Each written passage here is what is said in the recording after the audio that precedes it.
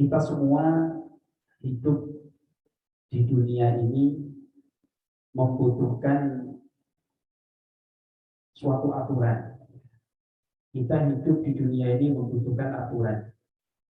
Dan aturan yang paling sempurna pada masing-masing diri kita itu diatur oleh agama, diatur oleh religion. Karena setiap agama memiliki values yang sama, memiliki nilai yang sama. Nilai dari ajaran agama adalah kebajikan. Nilai dari ajaran agama adalah kebenaran. Nilai dari ajaran agama adalah kemanusiaan. Maka setiap agama, apapun agama kita, maka sejatinya ketika kita taat, tunduk, dan patuh beragama, maka kita akan menjadi orang yang baik, akan menjadi orang yang benar, dan akan menjadi orang yang berguna. Oleh karena itu, agama adalah aturan yang membentuk insan, membentuk manusia menjadi orang yang benar, beradab, dan bermanfaat. Karena pada setiap agama itu mengajarkan kebajikan.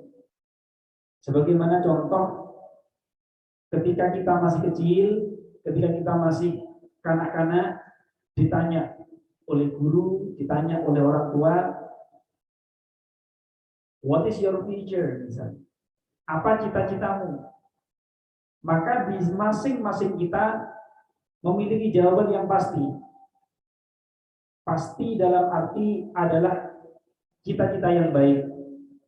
Apa cita-citamu? Ada yang jawab ingin jadi guru, ada yang ingin jadi dokter, ada yang ingin jadi bidan, ada yang ingin jadi perawat, ada yang ingin jadi pilot, bahkan yang unik ingin jadi presiden juga ada.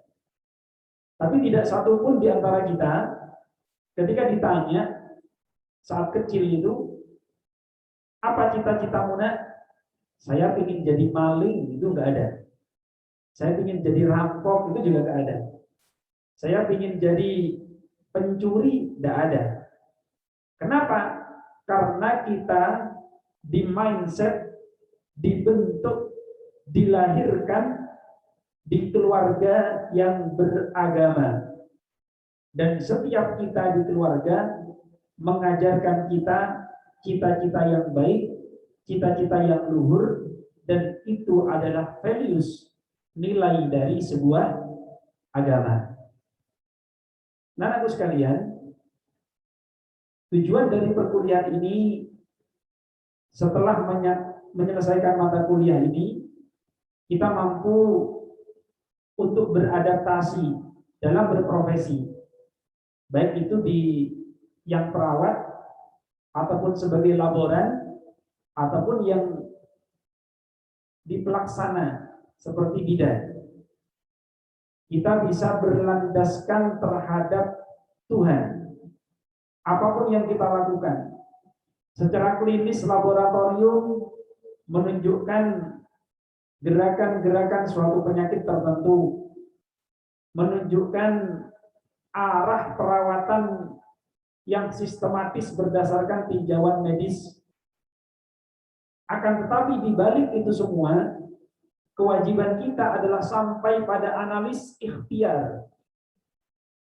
Selanjutnya yang menentukan nasib manusia, sukses or not, sembuh atau tidak, berhasil atau tidak, itu adalah kekuatan terbesar di balik kita semua.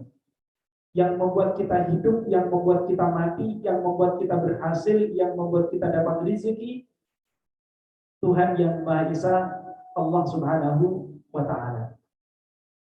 Maka kita perlu mengenal jati diri kita sebagai hakikat penciptaan manusia. Pada diri kita ini terdapat unsur yang sangat pokok. Kalian dengan latar belakang wilayah yang berbeda, dengan latar belakang agama yang berbeda, dengan latar belakang suku yang berbeda, pada intinya badan kita ini, hidup kita ini, kita dinamakan nama kita, ada yang namanya Marcella, ada yang namanya Petro, ada yang namanya Clarita, ada yang namanya macam-macam, ya, Nadia misalnya. Itu semua adalah identitas. Namun pada diri kita, identitas itu melekat 3 unsur. Ada ruh, ada tanah, ada air. Jangan ingat avatar ya. Kalau avatar api ya. Kemudian angin, air ya. Ada kekuatan air, kekuatan api, kekuatan angin. Itu avatar. Nah, di kita, pada badan kita ini yang kemudian dikatakan sebagai manusia, itu ada unsur ruh, ada unsur tanah, ada unsur air. Kalau hanya ada unsur tanah, dibentuk seperti apapun, kemudian tidak ada ruh, maka tidak dikatakan manusia. Ada juga ada unsur ruh. Ruh itu jiwa, nyawa, ya. Tapi kemudian tidak ada unsur ragawi, tidak ada unsur badani seperti kita, maka itu bisa dikatakan bukan manusia. Ya bisa saja demit kalau orang Jawa mengatakannya, atau mengatakan jin, atau mengatakan syaitan atau setan. Maka dalam hal ini manusia ada ruh. Inilah inti dari perjalanan hidup manusia. Ruh ketika berada di dunia ini ditawan oleh Tuhan di dalam tubuh, ditawan oleh Tuhan di dalam tubuh atau raga kita yang terdapat unsur tanah dan air. Artinya, ruh ini merasa memiliki badan ini. Ruh seorang yang bernama Asrini misalnya. Ruh seorang bernama Asrini, maka ia akan mengakui bahwasannya ini badan saya, ini darah saya yang berada di dalam tubuh saya. Maka ruh yang nama Asrini selama di dunia akan merawat badannya, akan merawat raganya. Maka itulah yang kemudian disebut sebagai jiwa dan raga menjadi satu dan disebut sebagai manusia. Baik. Selanjutnya ruh ini, kita ini, ruh ini yang nanti kemudian akan berlanjut kehidupannya. Sedangkan tanah dan air selesai di dunia. Tanah dan air ini selesai di dunia. Kenapa? Kita ini sebenarnya pernah hidup dan pernah mati. Nah ini ditahan dulu kok, barangkali ada konsep pemahaman yang berbeda. Maksudnya pernah hidup, kita ini hidup dari tiada, kemudian Allah hidupkan kita di dalam perut ibu kita. Ya. Ini alam pertama dalam konsep manusia. Tapi dalam konsep ketuhanan sebenarnya ada alam sebelumnya, adalah alam ruh. Kemudian dari alam ruh diciptakan manusia ada di dalam perut manusia. Katakan ada orang hamil dan di dalam perutnya ada 2 jiwa. Ada anak kembar. Maka ketika salah satunya lahir, mungkin salah satunya akan berpikir, wah, saudara saya sudah meninggalkan dunia, meninggalkan rahim ini.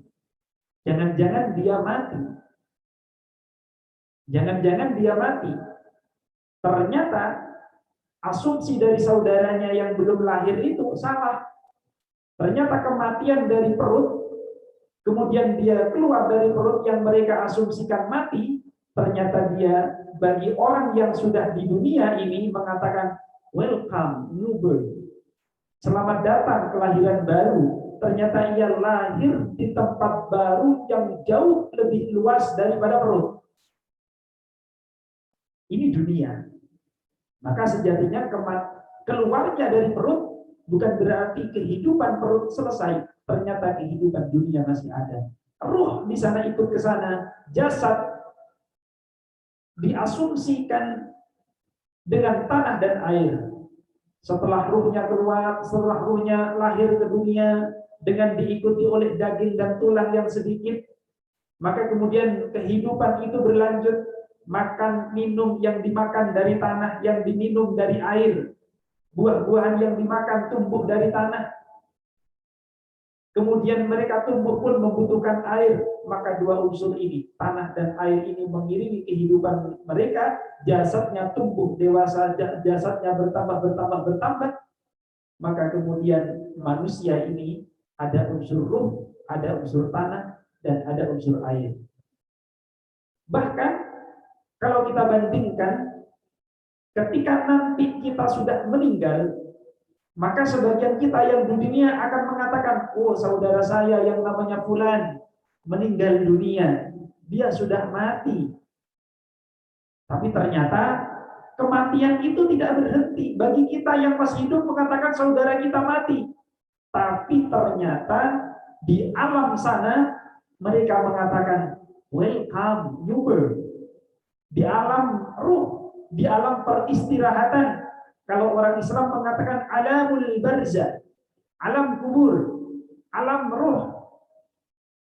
Jasadnya memang terbujur kaku, air habis, darahnya habis, cairan-cairan tubuh habis, bahkan jasad akan berubah menjadi tanah lama-kelamaan. Akan tetapi ruh di sana lahir di dunia yang baru, dunia yang tak terbatas, dunia peristirahat yang unlimited. Disinilah kita dipertaruhkan. Di dunia ini kita berbekal, dan di alam peristirahatan itu kita akan memanen. Maka apapun profesi kita, di dunia ini adalah ladang beramal. Ladang beramalnya dengan cara kita. Yang profesinya sebagai guru berarti amalnya adalah mengajar dengan baik, mendidik anak bangsa. Yang kita sebagai pelayan publik berarti memberikan pelayanan yang terbaik. Yang kita sebagai analis suatu data berarti kita memberikan analisis yang tepat, membaca rekam medik dengan baik dan benar, dengan hati-hati, dengan tepat, dengan akurat. Inilah yang akan dipertanggungjawabkan di alam nanti, di peristirahatan. Maka ketika di sana hanya ada unsur ruh. Di dunia ada ruh, tanah, dan air.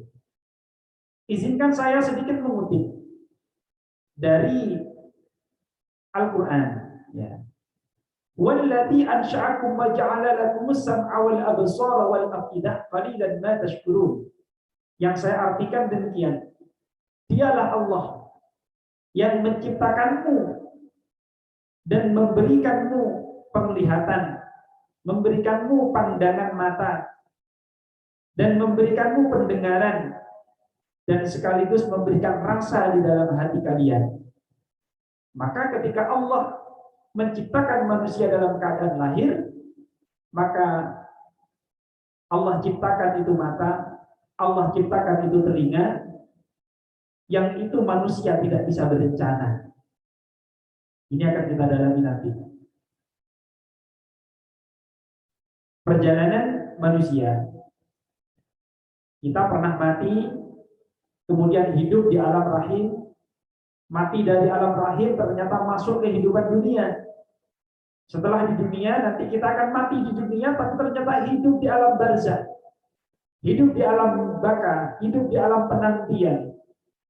Bagi yang muslim yang meyakini nanti akan terjadi kiamat, bagi yang muslim meyakini ini, maka setelah kiamat ada hari kebangkitan, kemudian akan menemukan nirwana, the heaven and hell, ada neraka dan surga. Maka bagi agama lain yang menyatakan bahwasannya setelah kematian pada intinya ada surga dan neraka. Bagi mereka yang amal buruknya mendominasi, dia harus akan bertanggungjawabkan di hadapan Tuhan. Bagi yang amal baiknya mendominasi, dia juga akan mendapatkan kenikmatan yang lebih daripada sekedar dunia yang fana. Nah, setelah terlahir ke dunia, sejatinya seperti inilah kehidupan kita. Dari belajar berjalan, tumbuh menjadi anak, tumbuh menjadi remaja, tumbuh menjadi dewasa, tumbuh menjadi figur, kemudian tumbuh menjadi tokoh yang disepuhkan, yang dituakan, kemudian menjadi semakin melemah, maka kita akan kembali kepada hakikat kita.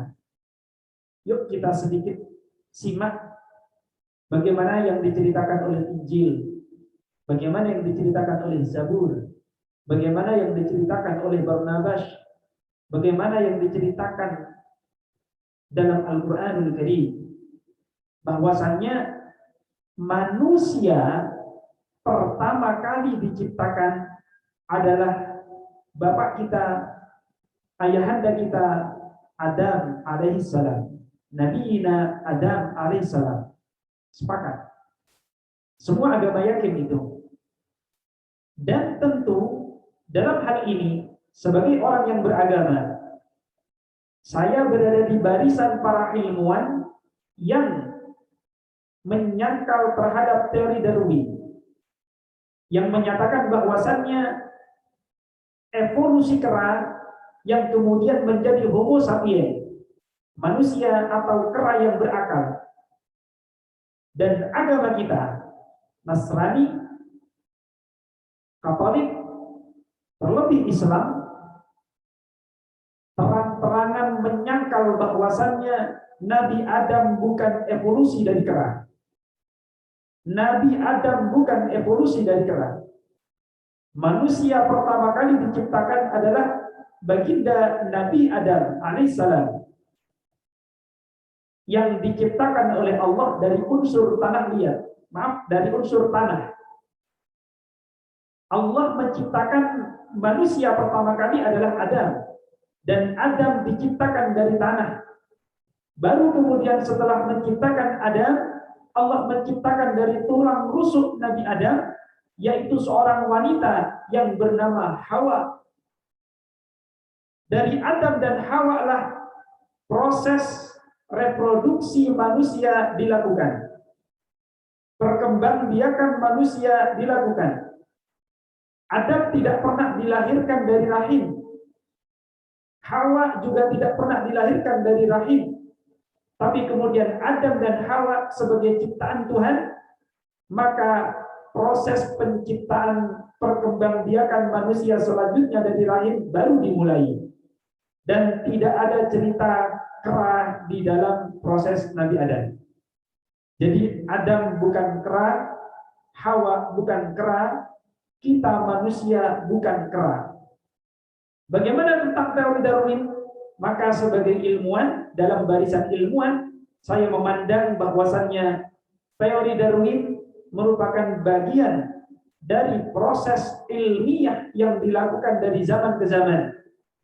Dan di akhir kesimpulannya pun teori Darwin tertolak oleh teori agama.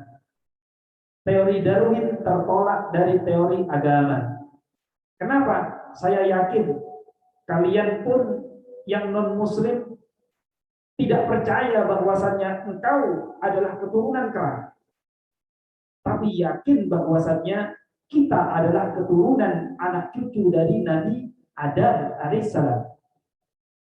Dan tidak ada menyebutkan bahwasannya di dalam kitab kita, Al-Quran, Injil, Zabur, yang menyebutkan bahwasannya Adam berasal dari kera.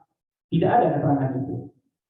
Oleh karena itu, setiap kita adalah anak cucu Adam. Setiap kita, apapun sukunya, apapun agamanya, kita semua adalah anak cucu atau bani atau keturunan dari ayahanda Adam alaihissalam dan ibu Hawa alaihissalam.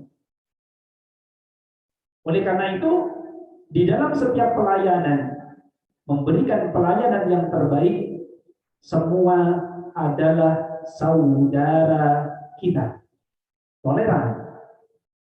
Semua adalah saudara kita. Kemudian dari saudara itu bermacam-macam, berkembang biak. Ada yang tumbuh di wilayah pegunungan, kemudian ada wilayah gurun pasir yang kemudian membentuk dialektika yang berbeda. Lama-kelamaan, semakin lama berbentuklah suku-suku yang kemudian dari keturunan yang sama, dari keturunan Nabi Adam yang sama, putra-putrinya pun berbeda-beda. Kalau kita ingat Qabil, ingat Habil, bagaimana kecemburuannya karena wajahnya berbeda. Begitupun Rima, anaknya perempuannya, satu ada yang cantik, ada yang kurang cantik, ada yang cakep, ada yang kurang cakep. Kemudian berkembang biak, maka terlahirlah manusia dengan berbagai macam. Ini secara teori reproduksi dari Nabi Adam alaihissalam. Nah, Nabi Adam alaihissalam itu pertama kali melakukan reproduksi bersama dengan ibu Hawa. Setelah itu penciptaan manusia memulai dari yang namanya pembuahan. Baik, saya diri dari sini terlebih dahulu. Proses kejadian yang kedua adalah Siti Hawa. Hawa ini ibu kita semua. Ini adalah manusia yang tak terlahir. Jadi di dunia ini boleh sedikit bercanda ya, kalau lucu ya nggak apa-apa. Di dunia ini hanya ada 3 manusia yang tidak memiliki kesempurnaan unsur di dalam proses seksual di dalam keturunannya. Maksudnya adalah tidak melalui proses seksual, tidak melalui proses reproduksi sebagaimana alamiahnya kita, laki-laki dan perempuan. Siapa 3 itu? 1, Adam alaihissalam, manusia pertama, tidak dilahirkan dari rahim, tidak punya ibu, tidak punya bapak. Ini Nabi Adam alaihissalam. Allah ciptakan langsung dari tanah. Oleh karena itu, karena Nabi Adam diciptakan dari tanah, maka unsur yang pada daging kita ini, keturunannya Adam, juga sangat berdekatan dengan tanah. Daging dan kulit kita, kalau sudah lama menyatu di dalam kubur, akan menjadi tanah. Bahkan sulit membedakan mana tanah bekas daging dan kulit, mana tanah yang sesungguhnya. Sulit dibedakan. Karena memang unsurnya sangat dekat. Kemudian yang kedua, yang tidak memenuhi unsur reproduksi di dalam penciptaannya adalah Ibu Hawa, istri Nabi Adam. Beliau tidak lahir dari siapapun, tapi Allah langsung ciptakan secara simbol, diambil dari tulang rusuk Nabi Adam, dari tulang rusuk laki-laki. Ya, maka disitulah terciptanya Ibu Hawa. Dan ini 2 orang yang tidak pernah dilahirkan tapi diciptakan. 2 orang yang tidak dilahirkan tapi diciptakan, yaitu Nabi Adam dan Ibu Hawa. Secara maknawi ada makna filosofi. Ibu Hawa diciptakan dari tulang rusuk Nabi Adam. Apa tulang rusuk itu? Tulang rusuk itu adalah tulang yang melindungi organ inti dari sebuah napas. Di dalamnya ada jantung, ada hepar, ada kardio, dan unsur-unsur lunak di dalam badan lainnya. Maka di depannya ada tulang rusuk untuk melindunginya. Nah, oleh karena itu tulang rusuk itu melindungi jantung. Wanita diciptakan dari tulang rusuk, maka bahasanya anak sekarang itu, ya wanita itu di dalam suatu rumah tangga harus bisa melindungi hawa nafsunya laki-laki. Harus melindungi bagaimana laki-lakinya bisa menjadi baik, mengarahkan. Nah, ini fungsi wanita. Maka di mana-mana ada sebuah pepatah mengatakan, Kalau kau ingin tahu suatu wilayah, suatu daerah, suatu negara itu baik, maka tinjau wanitanya. Kalau wanita di situ wanita baik, maka bisa dikatakan negara itu adalah negara baik. Maka wanita dalam sebuah rumah tangga adalah menjadi kunci. Bahkan saya pribadi, kalau melihat seseorang yang hebat, memandang orang yang hebat, memandang tokoh yang hebat, maka saya tidak langsung bangga kepada dia, tapi saya langsung bangga kepada, oh betapa hebat ibunya. Kalau saya melihat berjumpa seorang yang hebat luar biasa, katakan misalnya presiden misalnya, saya melihat Pak Jokowi, oh Pak Jokowi hebat misalnya, saya bukan langsung, iya memang Pak Jokowi hebat, akan tetapi saya lebih bangga, oh betapa hebat ibunya Pak Jokowi. Demikianlah saya memandang. Kalau di dalam Islam misalnya ada tokoh agama yang hebat luar biasa, misalnya ada Bapak Said Agil Syiraj misalnya, atau Ustadz Adi Hidayat misalnya, Ustadz Abdul Somad dengan hafalannya yang luar biasa, maka saya lihat bukan betapa hebatnya beliau, lihat dulu betapa kuat dan hebatnya ibundanya mendidik mereka. Nah, inilah Hawa, ya. Inilah Hawa, diciptakan dari tulang rusuk Nabi Adam. Jadi sudah dua manusia yang tidak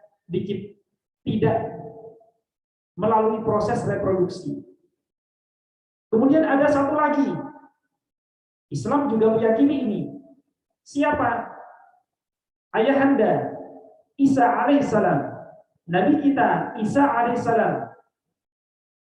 Nabi Isa ini adalah seorang nabi yang diciptakan oleh Allah, akan tetapi juga dilahirkan tanpa melalui proses reproduksi secara alamiah, akan tetapi Allah tiupkan ruh, Tuhan tiupkan melalui malaikat Jibril atas perintah Tuhan, meniupkan ruh kepada rahimnya Maria.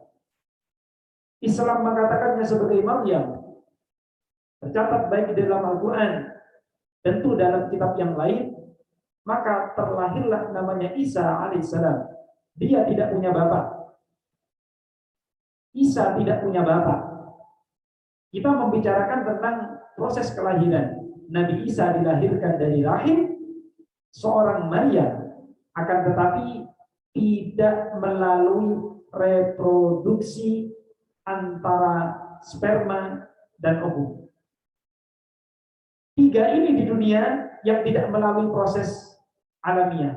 Selebihnya melalui proses alamiah. Mulai dari zaman Adam dan Hawa, selebihnya adalah pertemuan sperma laki-laki dan perempuan.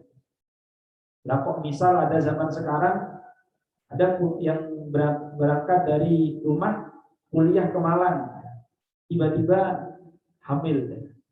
Mohon maaf, mudah-mudahan tidak terjadi pada kalian. Jangan sampai, naudzubillah. Tiba-tiba pulang kampung dalam keadaan hamil, ditanya sama ibundanya, "Duk," orang Jawa ya, "Duk" itu panggilan mesra untuk anaknya, perempuan.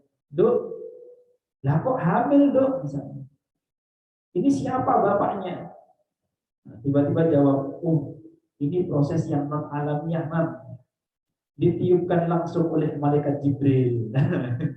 Ini tidak mungkin terjadi ya. Tidak terjadi. Hanya tiga itu aja. Adam, Hawa, dan Nabi Isa alaihi salam. Jadi jangan sekali-kali, wah ini tiupan Jibril, wah.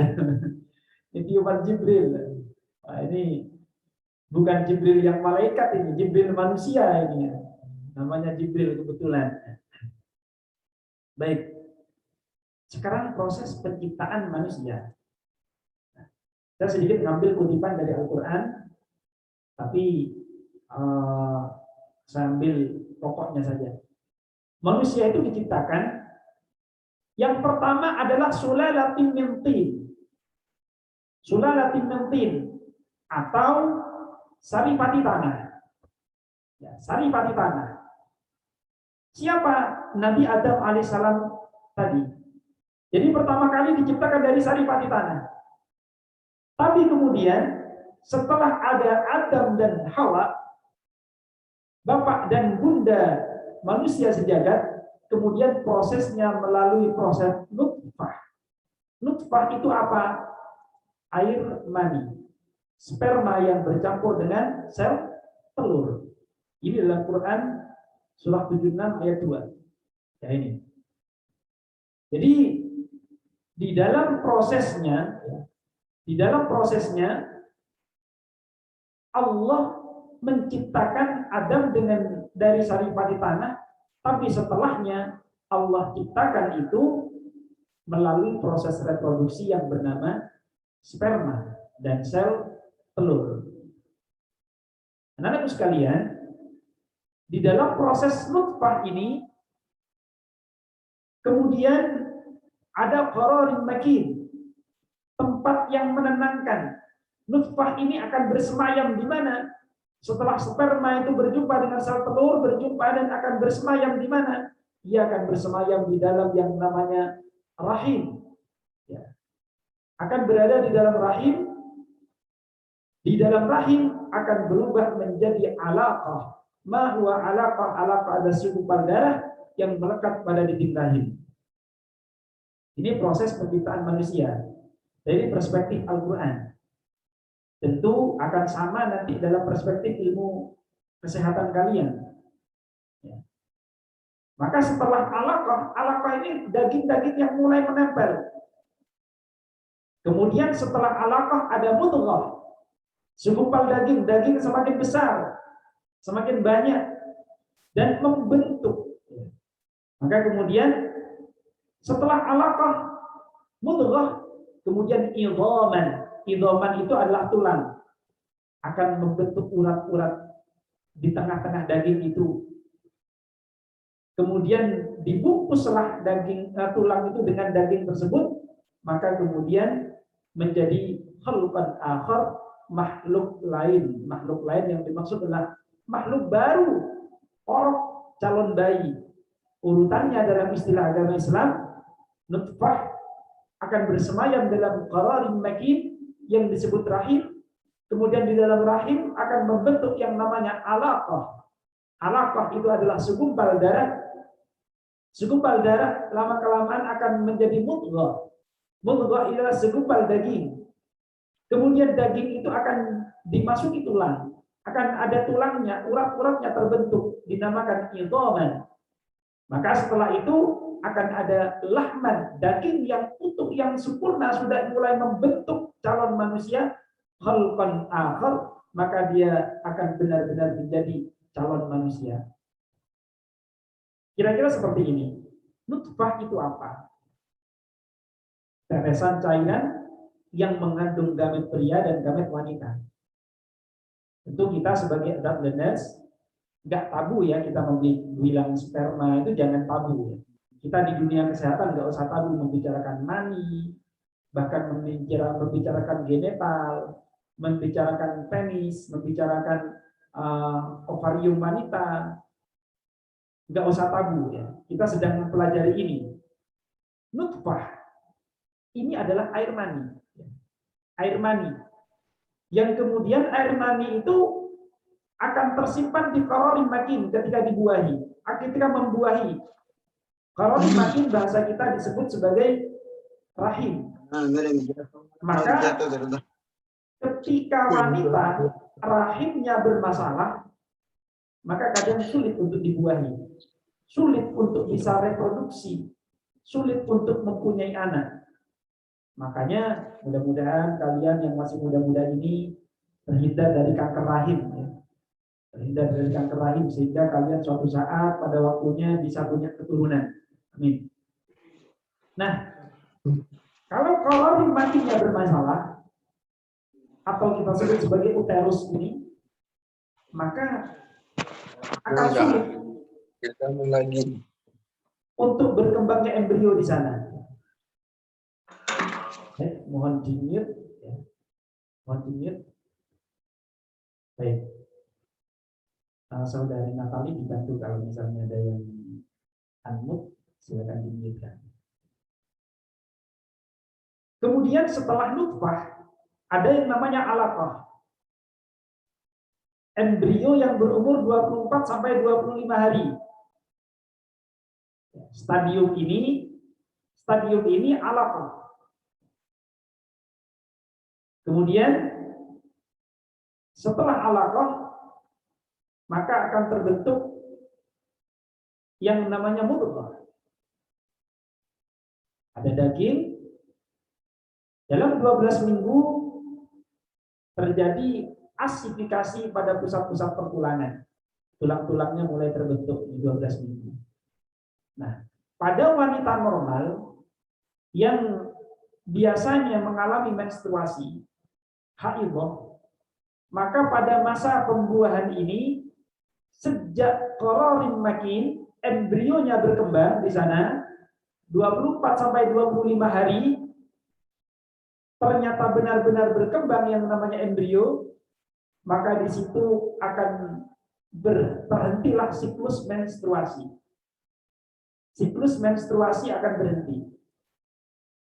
Sehingga orang mengatakan ngabut, bobot, hamil. Proses hamil ini ketika benar-benar terjadi pembuahan di dalam rahim atau di dalam qararin makin. Nah, inilah singkatnya bagaimana manusia itu kemudian terlahirkan. Saya ulang lagi, saripati tanah ini langsung kepada Nabi Adam alaihissalam. Kemudian nutfah adalah proses kita yang sudah punya bapak, punya ibu. Kemudian alaqah, kemudian mudghah. Alaqah adalah segumpal darah, mudghah segumpal daging, kemudian dimasuki idhaman atau tulang-tulang, kemudian lahman itulah daging yang sudah berbentuk, kemudian sudah berbentuk manusia, bentuk calon bayi. Ini adalah proses manusia. Baik, anak-anakku sekalian, sampai di sini barangkali ada yang mau menanyakan sesuatu.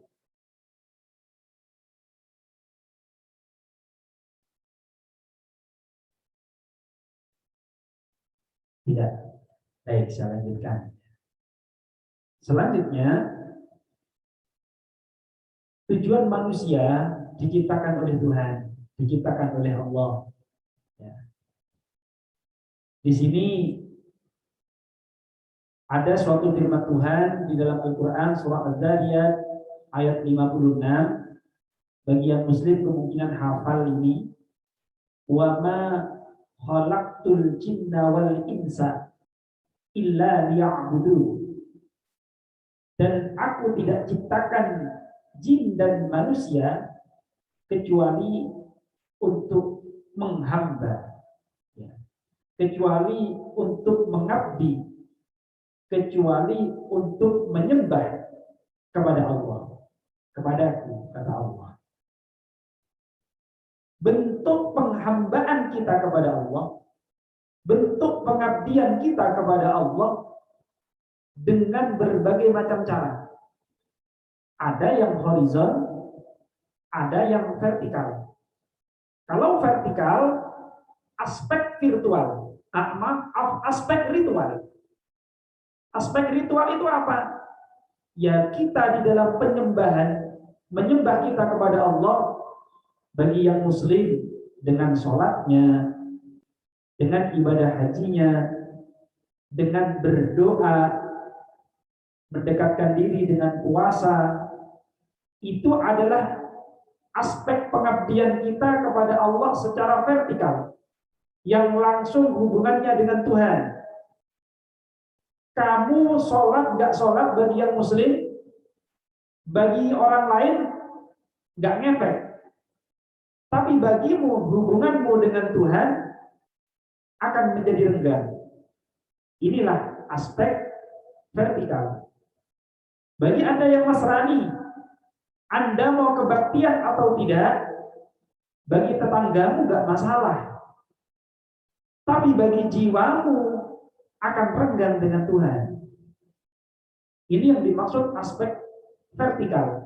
Hubunganmu dengan Tuhan. Tapi kemudian menyembah Allah itu nggak cuma vertikal, tapi juga horizontal. Muammalah. Apa itu muammalah? Titipan-titipan Allah, titipan-titipan Tuhan yang diamanahkan kepada kehidupan kita. Itu adalah muamalah.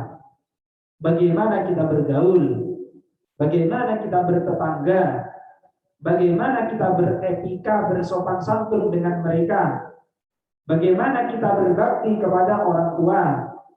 Itu adalah aspek horizon. Menyembah Allah itu bukan cuma sholat.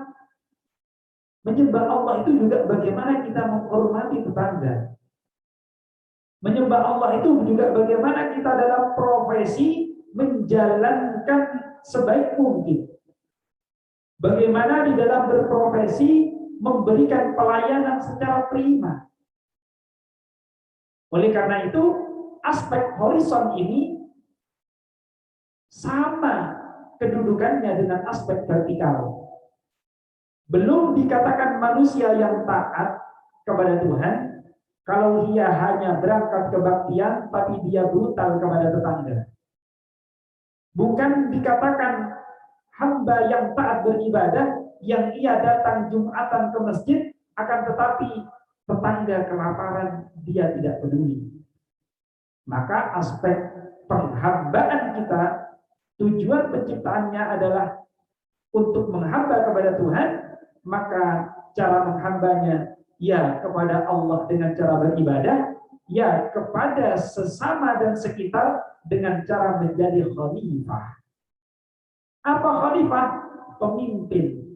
Memimpin diri kita, memimpin jasad kita, memimpin rohani kita, memimpin jiwa dan raga kita. Inilah tugas manusia sebagai pemimpin. Saudara-saudaraku sekalian, kalaulah suatu saat kalian dipercaya sebagai laboran, sebagai ahli rekam medik, maka di situ ada suatu amanah horizon, amanah Tuhan, ibadah kita secara horizon, bagaimana kita menjaga rahasia dari privasi pasien kita. Itu adalah ibadah. Bagi kita itu amanah itu adalah ibadah. Memegang amanah itu adalah ibadah. Kita mengetahui pasien A, pasien B dengan keluhan seperti ini dan kemungkinan penyakit tertentu menular dan tidak. Maka itu adalah amanah kita, tanggung jawab kita dengan Tuhan. Tidak serta-merta kemudian kita menyampaikan aib seseorang, penyakit seseorang kepada siapapun. Itu adalah etika profesi. Itu adalah etika profesi. Baiklah, saudara-saudaraku sekalian, itulah tugas kita sebagai manusia, yaitu menghamba kepada Tuhan dengan cara vertikal dan dengan cara horizon. Karena itu, apapun profesi kita ke depan, apapun agama kita, bagi yang Islam jadilah Islam yang taat dan juga beradab. Taat terhadap perintah Tuhan, beradab terhadap sesama manusia, juga bermanfaat kepada sesama. Saya rasa demikian untuk perkuliahan siang hari ini. Saya gabungkan ya. Jadi tidak harus 24 jam karena kondisi online seperti ini. Kita sesuaikan saja mata kuliah tersampaikan, dan jika ada pertanyaan silakan kalau ada yang mau bertanya.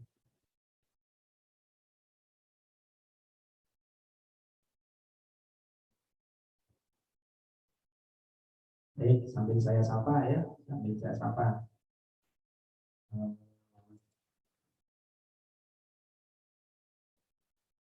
Christian, Mas Christian.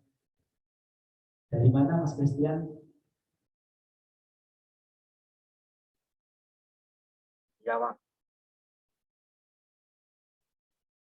Asalnya mana? Saya dari Batu. Oh, dari Batu, Malang sini. Oke, baik. Saya sapa lagi Mbak Iriani. Iriani Hermanda. Dari mana Mbak Iriani?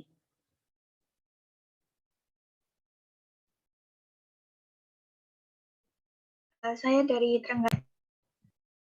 Dari Trenggalek. Oke.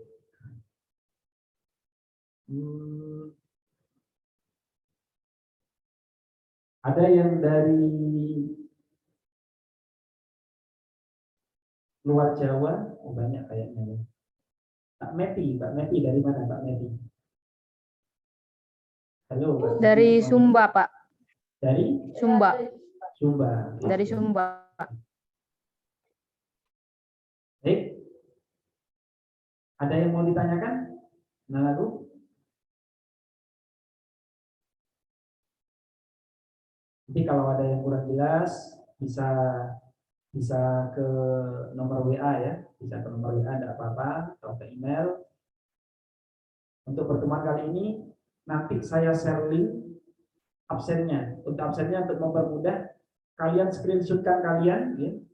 Screenshot sendiri nanti di absennya Google hanya dibutuhkan nama, kelas dan screenshot saja. Ya. Nanti akan saya buatkan setelah ini. Baik, ada yang ditanyakan? Cukup? Ada yang pernah mondok bagi yang Islam? Ada yang pernah jadi di pondok pesantren barangkali? Yang Islam? Raise hand.